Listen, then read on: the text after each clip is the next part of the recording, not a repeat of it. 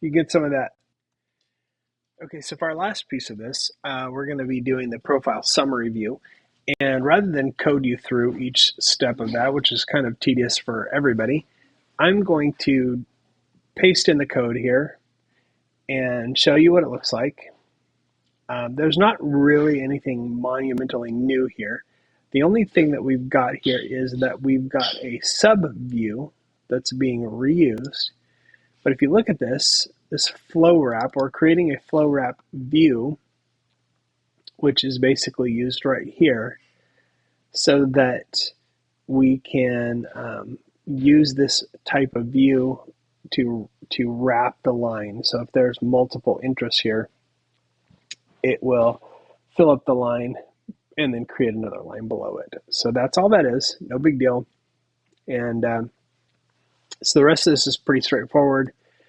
Notice here we're using let to channel name, age, and interests rather than binding those or using the variables as we did in the profile editor view. See, if it was a binding, then we're taking that information, we're sending it back to the main view. In this case, we're just inheriting those values from the main view when the user clicks over to this view, and then those are not going anywhere. So they're just being used in this view. They're not bound back to those controls. So that's one big difference. In terms of here, we've got a scroll view, which allows us to fill this up. And if for whatever reason we have so many interests that it goes beyond the size of the page, it will scroll. The rest of this is just a lot of just sort of fancy layout tricks. You can see that this H stack here sort of creates this nice little layout with the card and the name above the age, that sort of thing. It looks nice, but nothing super advanced there. You can see these are applied to create this nice rounded shape.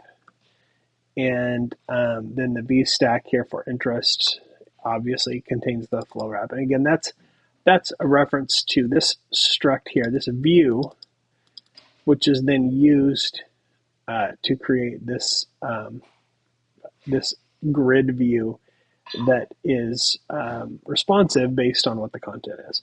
So that's really all we've got going on here. And we've scrolled through the entire entire span of the code here so that you can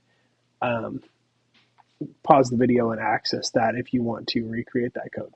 So that is the profile summary view.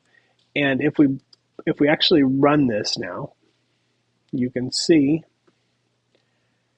that what we will have instead of using these fake values is when we pull that up, we'll give it just a moment to launch the program. Okay, it's downloading it, you can see here. And just one more minute here, it should launch that for us.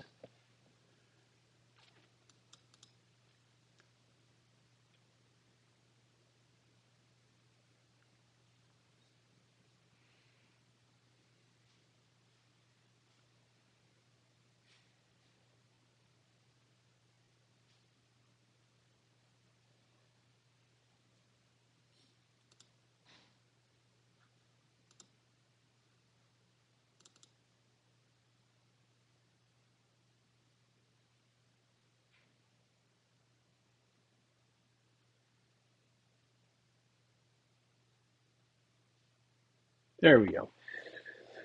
And there is our finished program. So we can edit the profile now. We can do things like change the name. We can change the age. We've got our interest there. I can add another one. Let's add surfing. Okay, so there we go. We go back to the main page. You can see the name is updated. If I view the summary, there is our card, and you can see how this view just sort of wraps.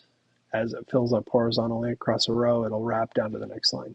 So that is our finished app running in the simulator, and that's it for assignment 9.